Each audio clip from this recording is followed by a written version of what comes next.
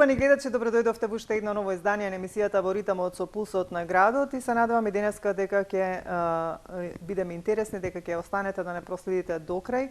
Со оглед на тоа што ќе говориме за еден симпозиум кој што се одржа неодамна, а тоа е во рамки на кампањата Ти си редок херој. Имаше една заедничка цел на сите кои што беа учесници да се унапреди знаењето и практиката во раното препознавање и диагностицирање на ретките болести. Со мене денеска во студиото е Весна Алексовска, која што е председател на Сдруженијето Живот со предизвици и со неа малку ќе поразговараме и за симпозиумот и за состојбата на сите оние кои што се соочуваат со ретките болести, значи дали нешто се промени, имаше информација околу тоа дека наместо да се зголемува се намалуваат средствата за ретки болести и така натаму. Весна, ти благодарам што одвои време денеска да бидеш мој соговорник. Благодарам што сум тука. Ете, така соработуваме одамна и одлучив дека навистина треба и без разлика што не е денот на ретките болести, заради симпозиумот и заради сето она што се случуваше и сите информации кои што ги слушнавме да се кажа нешто повеќе за ретките болести. Да, па точно, никогаш не е доволно да се зборува. Еден ден во никој случај не е доволно, па и месец некогаш. Секогаш има што повеќе да се направи, пошто не се секогаш само лековите и тука се и социјалните услуги. Нормално, таа холистичка нега која им е потребна, па не само на ретките, можам да кажам на сите хронични болести, за да можат да имаат некој понормален и поквалитетен живот. Симпозиумот се одржа, имаше и уште еден некаде на пролет беше тоа. Па ајде кажи ми како помина симпозиумот, како да кажам, една ретроспектива да дадеме на тоа што кој беше се присутен од докторите и така натаму. Така, значи, во скоп на кампањата Ти си редок херој, ние одлучивме дека е добра идеја, освен што посетуваме градови низ Македонија и лично се гледаме соматичните доктори, да направиме и симпозиуми. Морам да кажам дека навистина сме среќни што и тој во март и тој сега во ноември беа двата симпозиуми посетени доста. Значи се работи за бројка од 170 луѓе и на првиот и на вториот кои се појавија. Тоа го направивме во соработка заедно со Сдруженијето на семејна и општа медицина.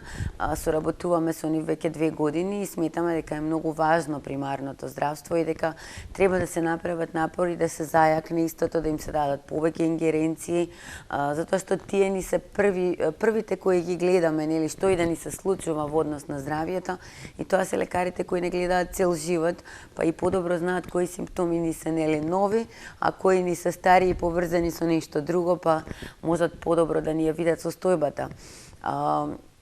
Докторите кои беа предавачи на овие симпозиуми се доктори од Комисијата за ретки болести.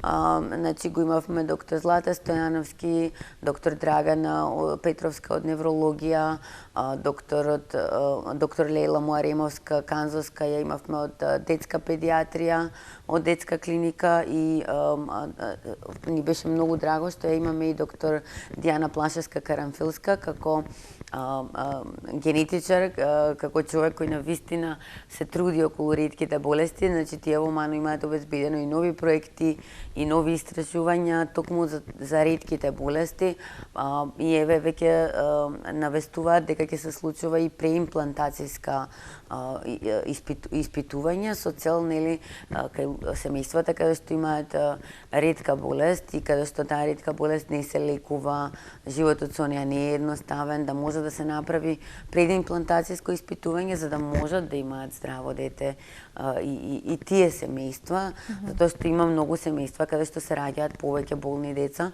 85% од болестите се генетски, некои се појавуваат веднаш во детството, некои се појавуваат после 50-та година од животот.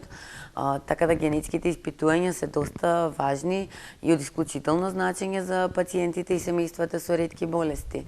Она што го направивме е не го направивме баш како предавање, туку како дискусија беше во ноември сега, во март беа баш предавања, но одлучивме на овој начин да го направиме како дискусија, затоа што видовме дека така публиката повеќе се инволвира, докторите имаат прашања, некогаш и пациенти доаѓаат за да ја раскажат својата приказна со цел да им доближат на докторите што им се случува и како тоа нивниот живот изгледа. Секогаш кажувам дека тоа личи на некое минско поле. Првата мина која ја нагазнуваме се симптомите кои не знаеме од каде се и што се и кои докторите не знаат како да ги поврзат на прв поглед. Па втората е диагнозата која ќе ја добиеме и понатаму дали има лекови, дали нема лекови, дали има одредени социјални услуги, дали може да се поврземе со некој што има истата ретка болест. Значи, милион работи се случуваат за едно семејство. Важна ни е многу соработката со доктори, сметаме дека издруженијата и докторите и институциите треба да соработуваат. Ни беше драго дека на пресконференцијата дојдоа и координаторот на Комисијата за ретки болести Марија Хаџихристовска, а исто така и министерот за здравство дојде, за да не поддржи, да кажа дека ретките болести се се уште значаен дел од здравствениот систем и дека ќе се посвети внимание на истите и без разлика на цената на лековите, нели, истите треба да се обезбедуваат, но во меѓувреме треба да обрнеме внимание и на образование и на социјала со цел да го затвориме тој круг. Вашето барање беше да се зголеми буџетот, меѓутоа од она што го кажа министерот, кажа дека напротив буџетот е намален. Што сега ќе се прави во однос на тоа? Значи тоа уште не е поминато на собрание, во моментот се уште има расправа во собранието за предлог буџетот, но во предлог буџетот стои дека е намален буџетот за ретки, не само за ретки, туку и за многу други програми во Министерството за здравство.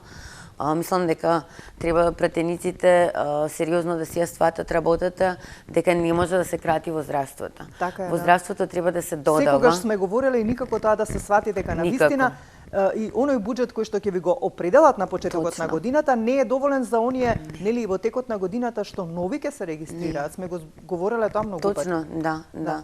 Мислам не е доволен оваа година. А не пак да се намали уште. Па никако, беше околу 24 милиони евро оваа година. Беа покриени пациенти на кои им беа потребни лекови. Имаше и нови лекови кои влегоа во програмата и тоа се случува секоја година, буџетот расте. Што значи нашето очекување и 2026 да биде нов буџет кој ќе расте, а не буџет кој ќе се намалува, затоа што пациентите не се намалени, напротив, со сето подигнување на јавната свест и со сета едукација, бројот на пациенти се зголемува. И тој буџет треба да расте за соодветно да ги покрие потребите за лекови. Програмата за ретки е само за лекови, но во меѓувреме не се само лековите. Не се само лековите, точно, да. Значи заедно со Националната алијанса за ретки болести, каде што сме повеќе околу 12 на здруженија заедно, работевме со институциите, направивме повеќе работилници за Националната стратегија за ретки болести и таа стратегија вклучува и многу други работи, како што се и социјала, и образование, и фондот за здравствено осигурување е вклучен заради потребните ортопедски помагала, потребната исхрана која се набавува. Сето тоа мора да расте и да се развива. И мора да се разберат потребите на ретките болести. Нас моментално не ставаат во ист кош со пациенти со одреден дисабилитет. Значи луѓе со одреден дисабилитет. Значи што не е исто, затоа што потребите се индивидуални, многу често дури и со иста болест, некои луѓе имаат многу различни потреби. Значи за некои болести се потребни центри за ретки болести каде што ќе може да се обучуваат и родителите и пациентите како да го живеат животот подобро, за да имаат поквалитетен живот, пошто кај некои болести исхраната е важна, кај некои навиките се важни, да се промени начинот на живот е важно. Значи цело тоа менаџирање треба да биде соодветно. И во образование цело време се зборува за инклузија, но колку таа инклузија е стварно инклузивна? Дали тоа што некое дете доаѓа на час со асистент, значи дека е инволвирано, дека е вклучено во работата во школата. Некои деца подобро се вклучуваат, некои деца им треба повеќе време, но за се треба внимание, нели? А се додека имаме големи одделенија, подголеми, подразбирам, по 30 деца, тешко е да се обрне внимание соодветно. Значи мора на многу работи да се внимава и да се оди чекор по чекор, за да може соодветно да се решаваат.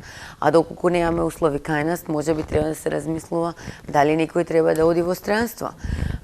Значи некогаш и тоа е нели решение дека некоја обука, некоја терапија треба да се прими во странство.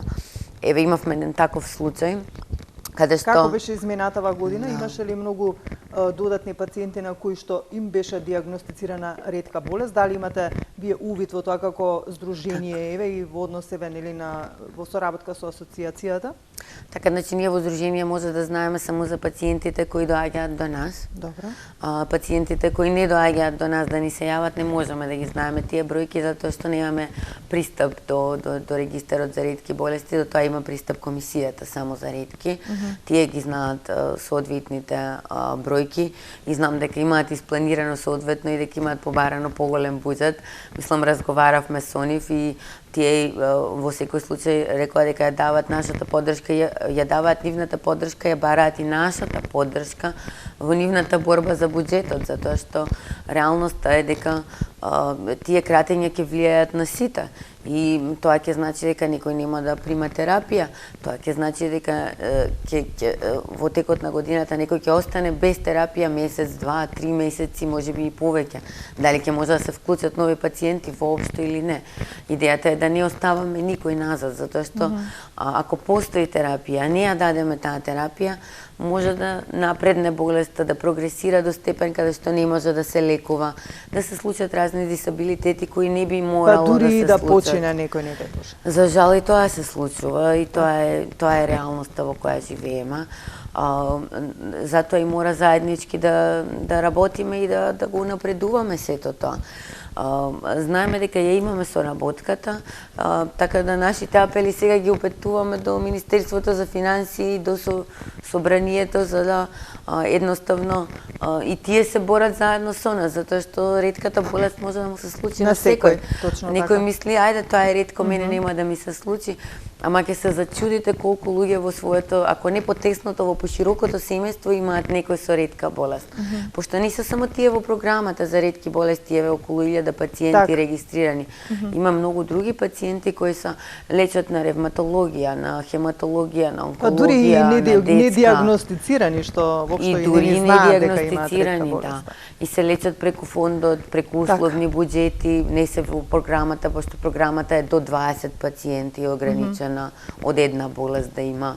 Така да може бројките додат до над 20.000 пациенти во државата и реалноста е дека сме мала држава, светот е мали и сигурно познавате некој со ретка болест и вреди да се борите, пошто не знаете кога и вас ќе ви се случи нешто. Сега од 6.000 ретки болести, колку што ги има во светот, само за околу 300 постојат некакви лекови. Точно, да. За жал тоа е реалноста. Што прават оние другите кои што немаат? Како? Така, значи за некои се потребни ортопедски помагала. За некои се потребни соодветна пристапност да се направи за да може да се движат слободно, нели, ако се со колечки или слично. За некои се потребни, нели, како што кажа, во образование соодветни промени да можат да бидат дел од образованието, да учествуваат во тоа.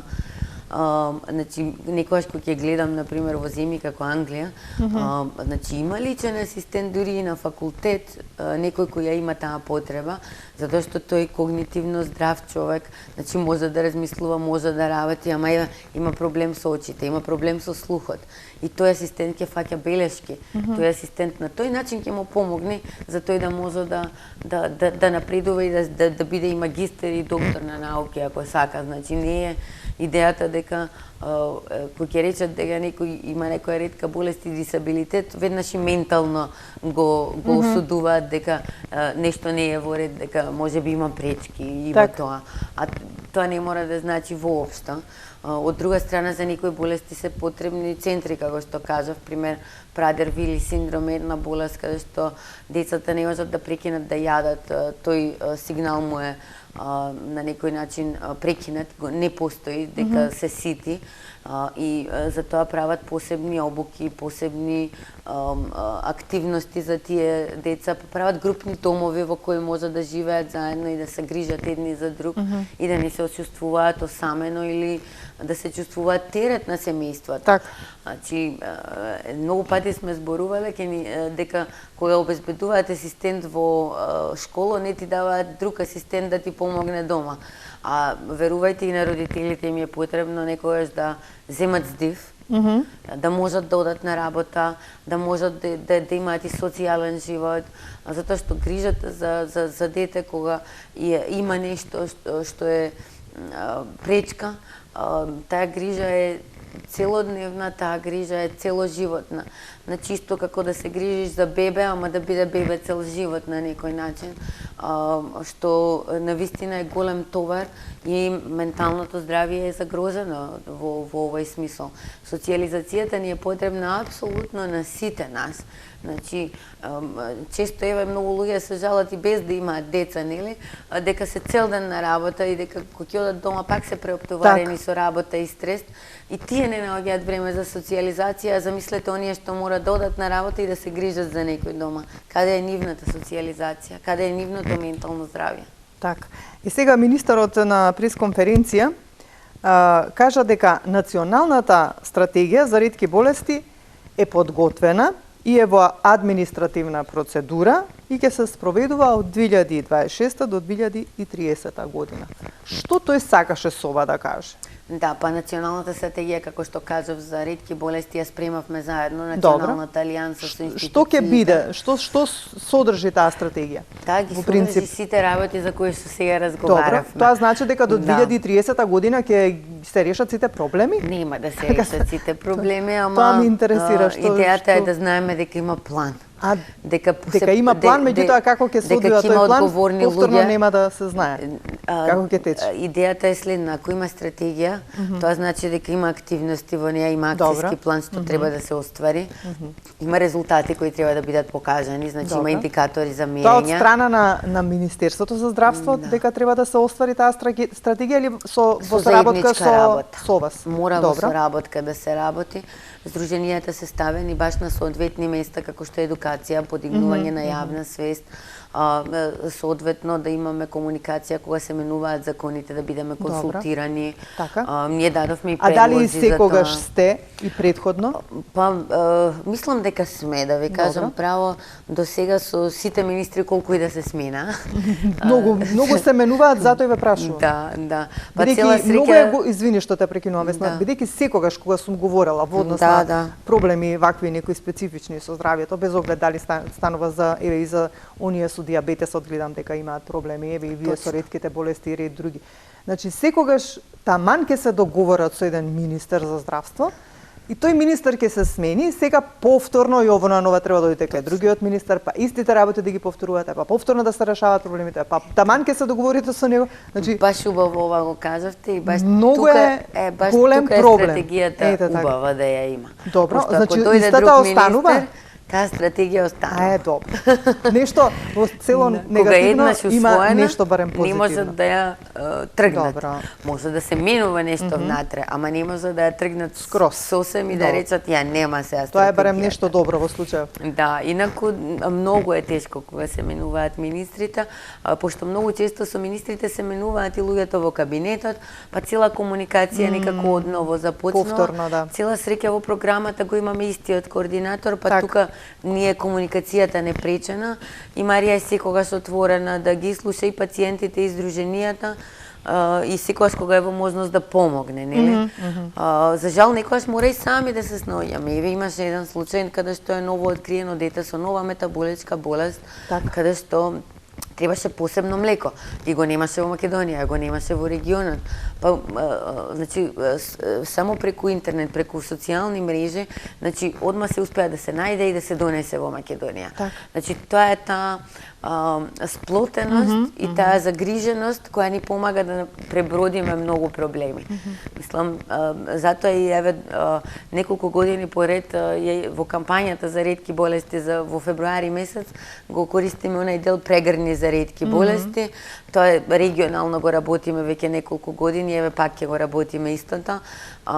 Со цел да ја дадеме таа порака дека прегратката не мора секогаш да значи буквална прегратка. Прегратката значи подадена рака, значи подадена помош кога е потребна, добар збор кога е потребен, некој да те ислуша, нели?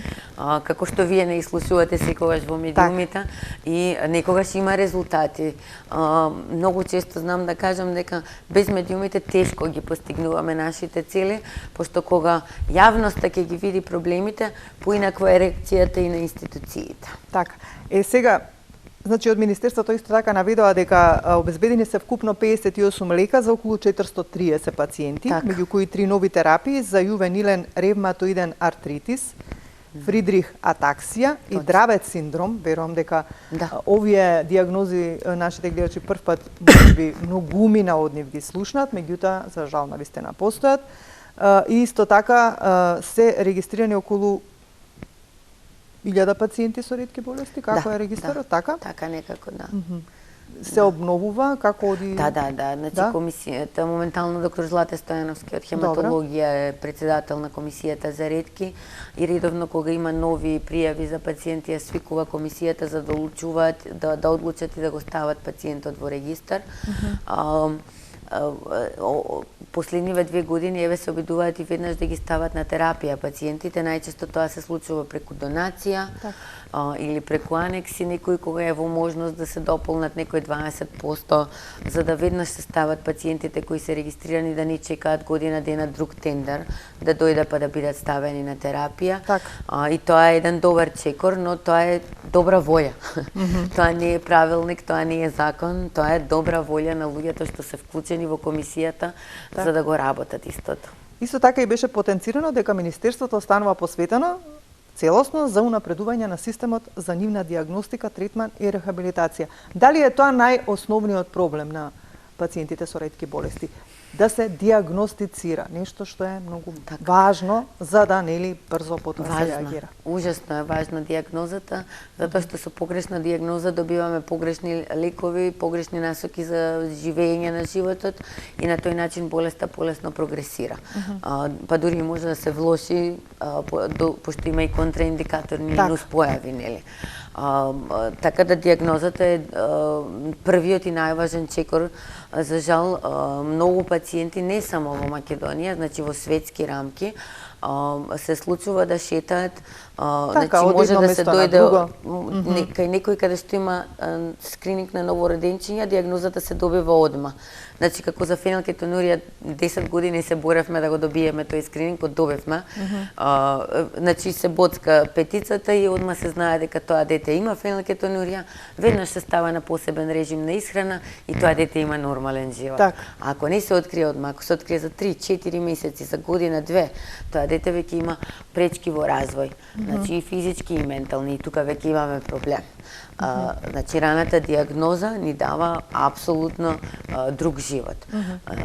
Значи едно е да се открие сега и одма, друго е да се открие покасно. Значи кај некои пациенти болеста се открива после 4-5 години, после лутање по 5-10 специјалисти што ќе ги поминат, пошто не секогаш е еден кој може да ја открие болеста. Некогаш се потребно да седнат 4-5 доктори на маса со различна специјалност за навистина да ја откријат. Се тие што се генетски е полесно, пошто Ману ја имаме таа среќа да набавува реагенси и да ги врши тие испитувања, па да добиеме генетска диагноза и на тој начин да бидеме сигурни дека тоа е тоа што го имаме. Сега, кога станува збор за диагностиката, ги напоменавте на почетокот матичните лекари кои што убаво вие кажавте, тие се првите оние на кои што пациентите доаѓаат под допир со нив. Колку матичните лекари знаат исто да препознаат и навремено да реагираат за да пратат, еве некој пациент на точниот специјалист, на еве да кажам на вистинското место?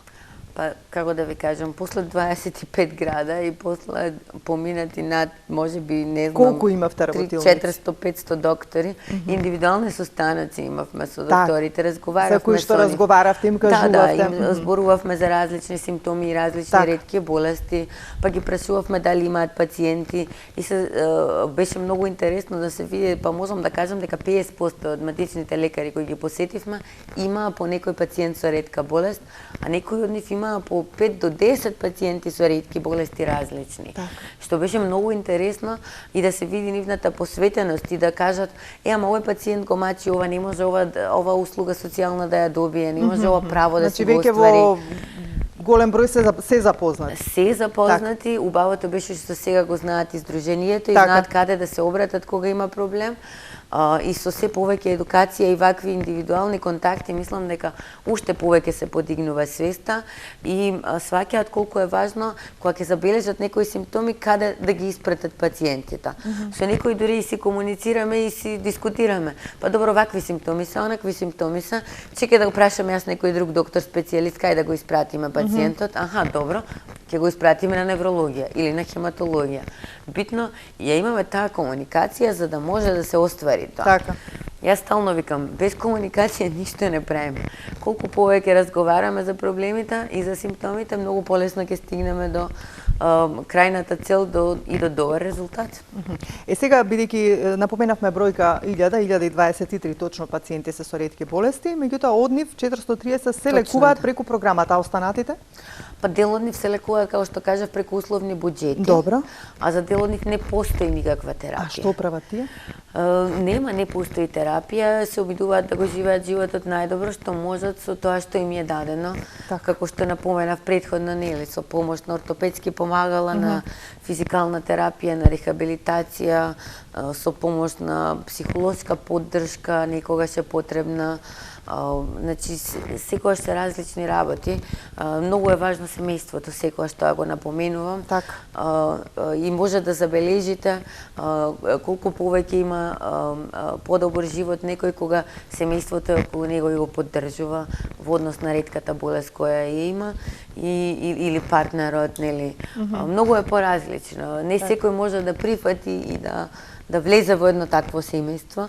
Се уште има предрасуди и стигма, но тие што ќе влезат им се менува животот на подобро, можам да ви кажам тоа, затоа што мислам дека ретката болест многу луѓе не направи подобри, не направи похумани, поемпатични, не направи да го разбереме светот на еден многу поинаков начин, на кој не би го разбрале да сме ја немале таа ретка болест.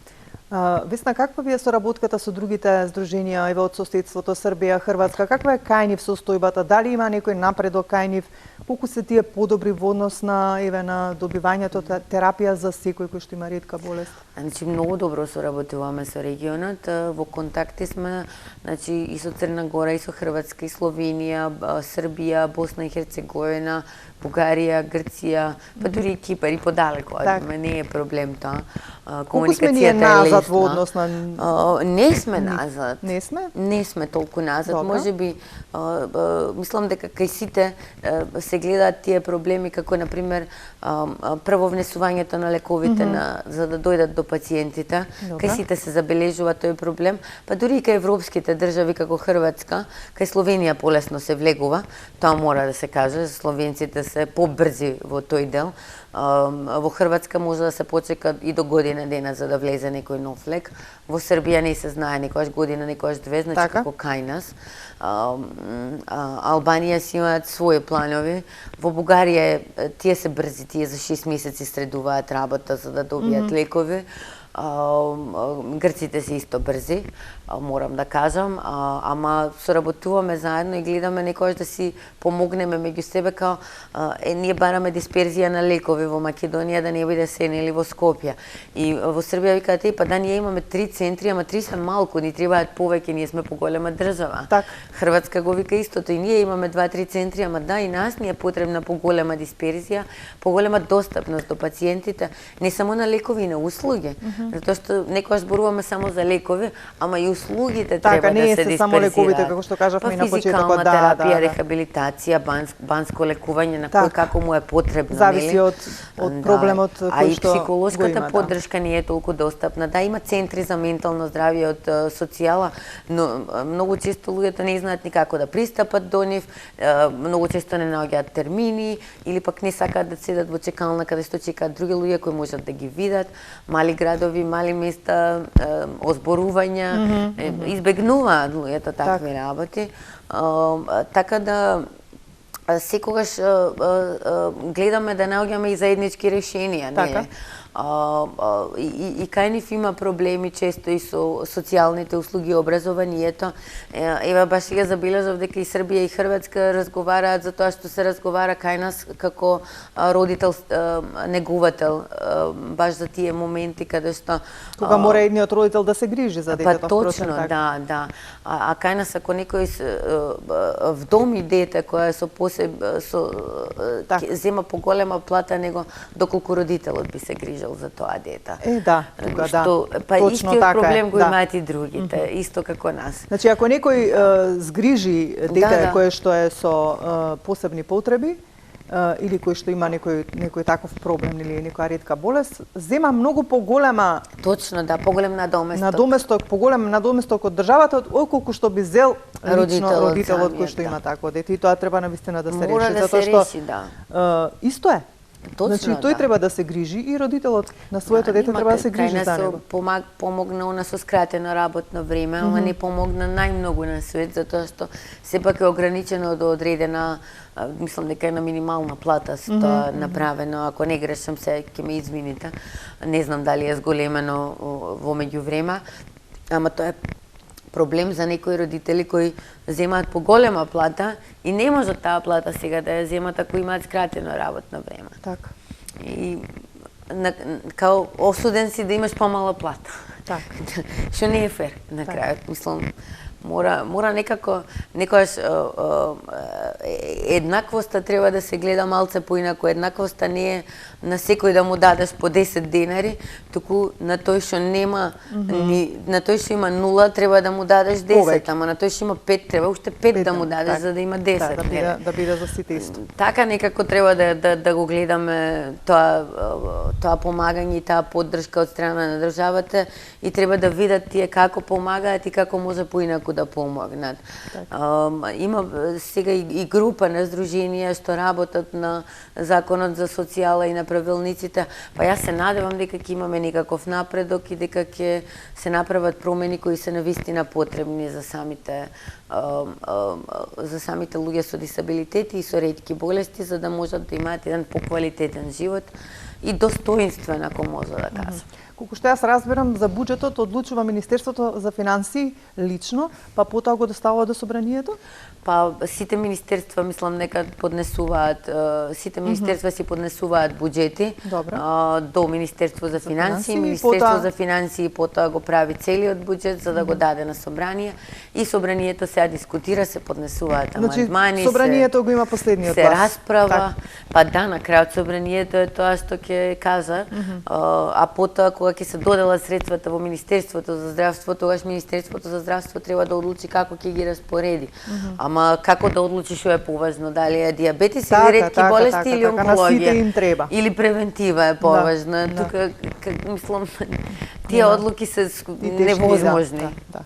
Сега ти веќе не знам, еве, за оние кои што можеби првпат ќе ја гледаат емисијата или воопшто првпат ќе се запознаат со тебе преку нели овој разговор, имаш и ти ретка болест, чиста среќа што еве можеби се на време се случило во твојот случај, па сега или малце се доцнеше, меѓутоа не излезе нешто, ајде да кажам, многу лошо. Пак во некој стадиум кај што можеше да се... Така е, мене диагнозата ја добив диагноза на гоше на 7 години. Иако тогаш во Македонија докторите мислеа дека со таа болест се умира, а дека не се живее, ама добро се, тогаш немаше интернет, стара сум. Немаше интернет, немаше како да се добијат побрзо информации, имаше стари руски книги во кои се читаше, дека тоа е болест која се јавува кај ашкенази евреите и дека нема лекови убави за неа. Но баш во таа година се истражуваше, излезе лекот за болест на Гоше.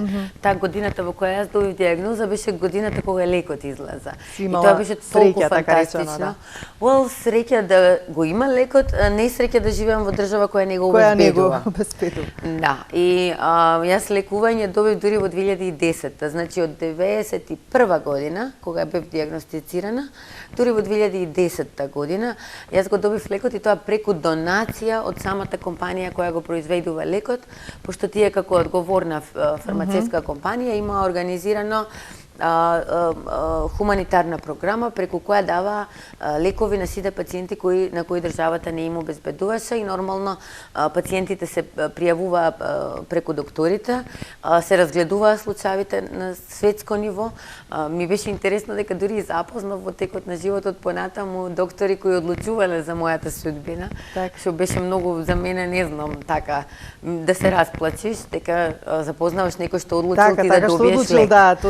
Јас бев тоа во многу лоша состојба, имав огромна слезина и црн дроб, сакаа да ми ја вадат слезината, пошто веќе тромбоцитите беа многу ниски, хемоглобинот беше многу низок, имав модрици по цело тело, почнаа куските да ми се кршат, од гушкање да ми пукаат, и тоа малку беше страшно. Затоа и побарав помош од странство и со Интернационалната Гоше алијанса во која денес работам. Па јас помагам на други пациенти кои биле во моја ситуација како јас што сум била. И тоа е многу убаво. А државата почна да го плаќа лекот дури во 2015 година. Тоа е цела приказна од како почнав да се борам и од како најдов други исти како мене. А колку други постоеле, нели? Па јас не ги не знаев, ама како почнав да зборувам по медиуми, се престрашив од таа стигма. Реков, па добро, ако некој не ме сака како што сум, окей, јас до ден денес, кога некој ќе ме праша што работам, ми викам, јас сум професионален пациент. И тука добиваш некои чудни погледи, као па чекај малку, шо си ти сега? Ама некојаш ми е интересно да ја видам таа реакција, чисто да знам со кој разговарам, нели? Да знам дали тој човек може да ми биде мене пријател или соработник или не може. Како се чувствуваш денес?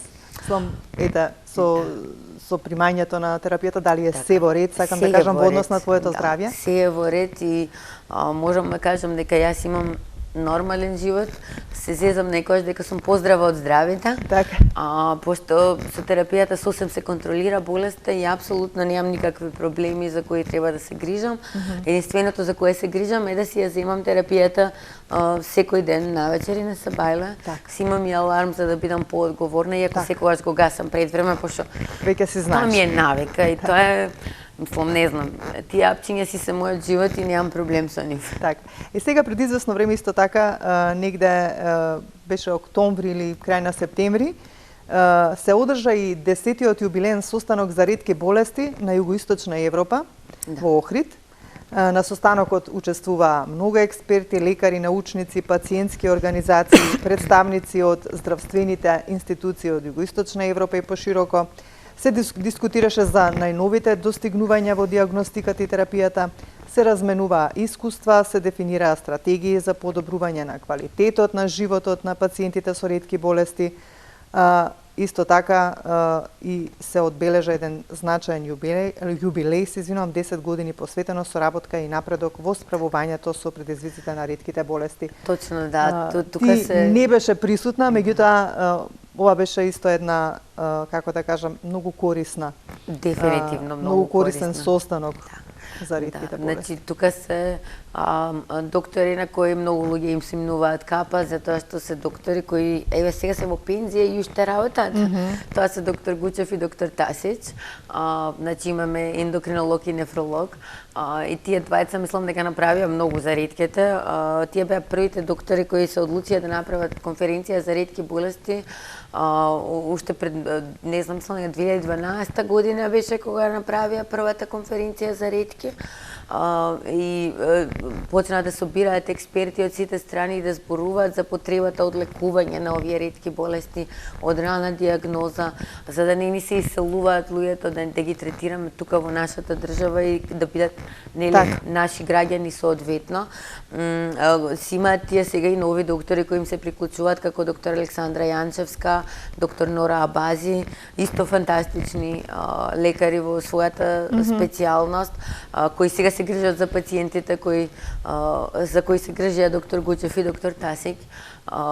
Значи, се повеќе и повеќе доктори се вклучуваат во таква една организација, праќаат и своји абстракти, праќаат и случаи на ретки болести, за да, пошто друго е кога ќе прочиташ случај на ретка болест, отколку да слушаш само симптоми, кога ќе прочиташ случај, кога ќе видиш презентиран случај, многу е подобра едукацијата. Доброто е дека има огромна соработка и со регионот, и секогаш ни доаѓаат доктори од Хрватска, од Србија. Ние соработуваме со нив многу одамна, ама оваа конференција морам да кажам дека многу помогна Сдруженијето Ретко е да си редок од Охрид, Гордана Лолеска. Така, да, и Гордана да поздравиме, која што навистина еден борец. Знае да организира, знае да ги среди работите, знае да ги подигне луѓето. Ја има таа енергија и тој ентузијазам, ми се чини некојаш умрен ке крени за ретки болести, само за да се даде поддршката. И навистина таквите соработки прават да одиме понатаму. Тука се вклучени фармацевските компании, вклучени се институции, секогаш се поканети. И токму, нели, како што кажав и претходно, комуникацијата е најважна. И што повеќе се говори на темата и што повеќе се информира за тоа е многу. И размената на идеи, размената на случаи, размената на нови методи на откривање на ретки болести, нови методи на лечење, па на следење нови методи има. И ако не се случуваат тие конференции на размена, не можеш се да прочиташ на интернет. Некогаш е важно личното искуство, да запознаеш некој што веќе го работи тоа, да ти објасни како го прави, па заедно да го сработите, па после да го правиш ти. И сега само тука негде при крај сме со разговорот, мене ме интересира сега ако го намалат буџетот, дали сите што им земаат терапија што зема изминатава година ќе можат да земат? Пошто ако се намалат средства. Министерство за здравство ни кажа дека нема да исклучат никој од терапија, дека тоа е недозволиво и едноставно нехумано, нели? Без оглед што ќе се намали буџетот? Па да се надеваме дека нема да се намали. Ќе продолжиме да зборуваме по медиуми, ќе продолжиме да... Или еден апел до сите оние кои што не следат, особено до пратениците во собранието, дека навистина ова не е, како да кажам, не е шега да се намали буџет за ретки болести, па и за сите оние проблеми со здравјето за сите кои што се соочуваат, и диабетичарите, и сите сега да не ги редиме, нели ги има многу. Се надевам дека нема да го направат тоа, дека наместо да го намалат, ќе го зголемат. И уште, како за крај би те прашала, дали веќе се подготвува одбележувањето на денот на ретките болести, односно месецот на ретки болести, февруари? Значи веќе на европско ниво не ги праќаат видеата со цел да може да ги преведеме и на наш јазик. Регионално се спремаме си направиме и наше видео за прегрни за ретки и се надеваме дека ќе го пуштиме по сите национални телевизии. Разговараме да иде во сите држави, ама да бидат пациенти од секоја држава по еден, за да може да го направиме тоа да се види регионалноста и да се види заедништвото. И мислам дека ќе биде многу интересно. Јас едва чекам да го видам како ќе го средиме сето тоа. Хрватска ни е водичот во тоа, така малце во тој проект, да не речам, ама и сите учествуваме и сите сме онака, знаеме дека тоа си е нашиот роден ден, да не речам. Така е. Јас викам дека имам неколку роден дени во животот. Едниот ми е мојот роден ден, другиот ми е денот на ретки болести, третиот ми е денот кога си примив терапија. И сите тие денови си ги сакам ужасно многу. И некогаш е убаво да си роден неколку пати, ми се чини. Така, за да славиш повеќе родендени и да нели Па да биде се ретките болести се семејство. Не знам како да ви кажам, ама кај нас во здруженија, мислам сите си се гледаме, сите си разговараме. Секогаш има по некој одбележување. Секогаш ги поврзуваме луѓето со истата болест, па тие си се среќаваат после уште почесто, си прават муабети. Кога посетувавме по градови, доктори, посетувавме и пациенти да си се видиме, да си направиме муабет, да видиме кој нов предизвик нели ни е на патот. Па никогаш пациенти не ми кажуваат дека му фали терапија или дека некои проблеми имаат со остварување на право, па чекаат 2-3 месеци, па ќе ми звонат, па викам, добро, зошто не ми кажавте порано, мислам, за да реагираме, да бараме решение. Ама да не те малтретираме, сите ти звонат, викам, не е проблем. Јас ќе најдам време, ќе најдам начин, ако не можам јас, може Гордана, може некој друг, така. Ќе се организира. Значи во Алијансата има 12 други здруженија. Некој ќе се најде да помогне и да го реши проблемот.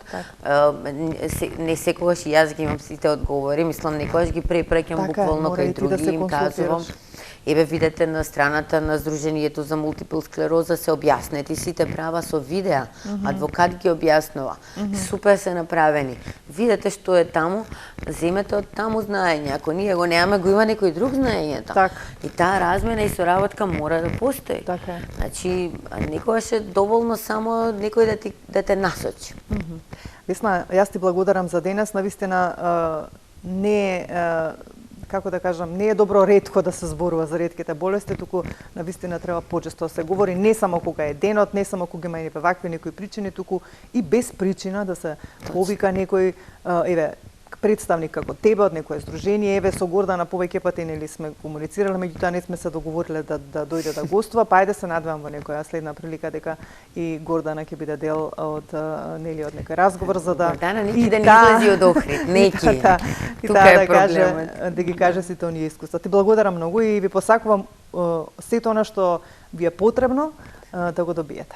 Ви благодарам многу и еве испреќам порака уште еднаш до собранието да си се снајдат со буџетот за здравство, дека можат да си бараат други места за кратење, тоа не сме да го ги треба нека дадат и од нивните хонорари па да ви помогнат. Тоа нема да се случи, не ми се верува, али во секој случај да се грижат за своите сограѓани, затоа што и тие се дел од нас и тие се наши сограѓани. Така да мора да се грижиме сите заедно, а за пациентите и семејствата со ретки морам да кажам дека се храбри и издржливи луѓе, но она што најмногу го сакаме е енергијата, позитивната енергија која имаат кон животот и да си ја задржат и да си ја истераат до крај. Па заедно ќе истераме се што ни треба. Ти благодарам уште еднаш, Весна. Ви благодарам. Почитувани гледачи, тука ќе ја поздравам јас за денес. Се надевам дека слушнавте еве повеќе информации околу оние проблеми со кои што се соочуваат пациентите со ретки болести и ве оставам во убаво расположение, имајте добро здравје и се разбира убав остаток од денот.